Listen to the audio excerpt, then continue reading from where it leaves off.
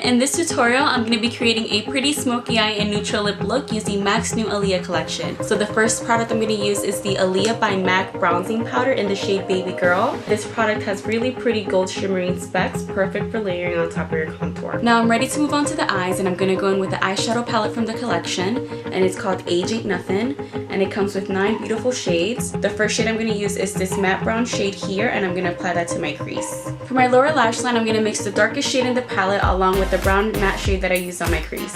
Next, I'm going to go in with this taupe shimmer shade on my lid. To finish off the eyes, I'm going to go in with the silver shimmer shade and apply this on my inner corner and under my eyebrow.